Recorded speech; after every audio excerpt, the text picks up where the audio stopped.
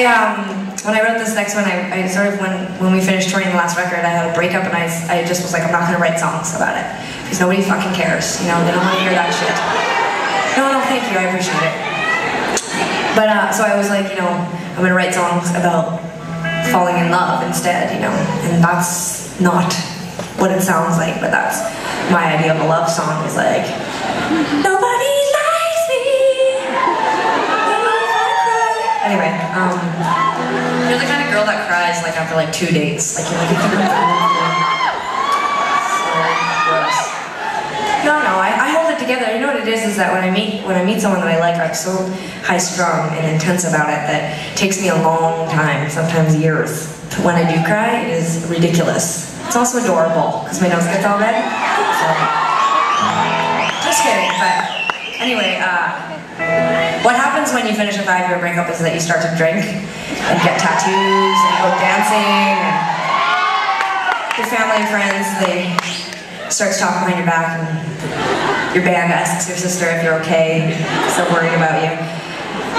But what they don't realize is that you're fine, because what was happening, the old you was sad and depressed and caged, and the new you is free to explore different things, like, and as a DJ sometimes in San Francisco. That's fine. There's nothing wrong with really liking music, so anyway, you try out new things, like you take your like $3,000 bed that it took you 10 years to get, and then you decide to throw out everything but the mattress and put it back on the floor. You're like, I'm a grown-up, I'm putting my mattress on the floor again, I don't care what anybody thinks. That's really hardcore. Hey, I'm talking. That's hardcore. It's not hardcore, but just let me get it out. I'm just giving a little bit of feedback, that's all, just helping you along with the story. I'm like a marker. If you were a marathon, I would be those cups, those plastic cups full of water. Right, okay. Thank you. Okay, so you try out different things. So, Sarah, you take your bed apart and you put it on the floor again. And that's pretty hardcore. You do. You go through stages where you wear all white. And you become a DJ sometimes in some cases. Let's see what else you do. You develop an eye condition that's related directly to stress. That was helpful though, because that's a conversation starter. Because people are like, your eye's droopy, what's up with that? And then you're like, well, or they say, I suffered or Tegan, they come up to you and they say, are you winking at me?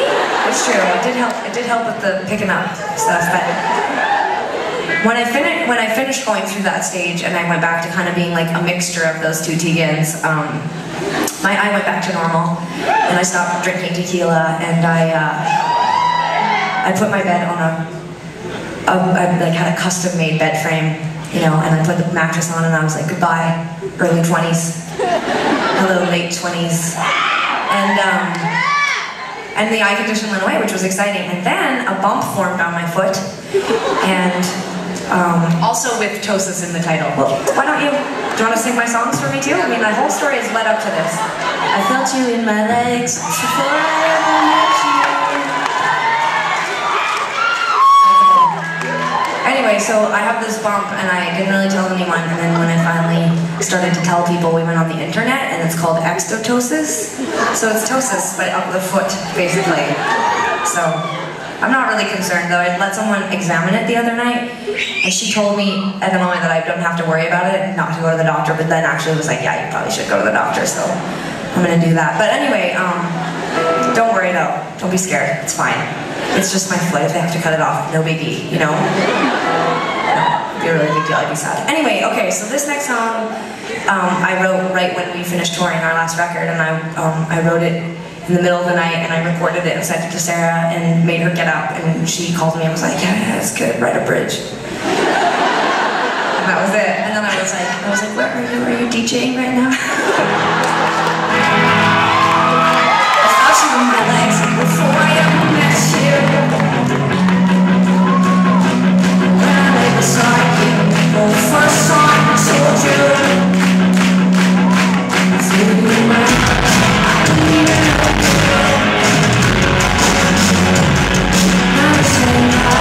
Bye.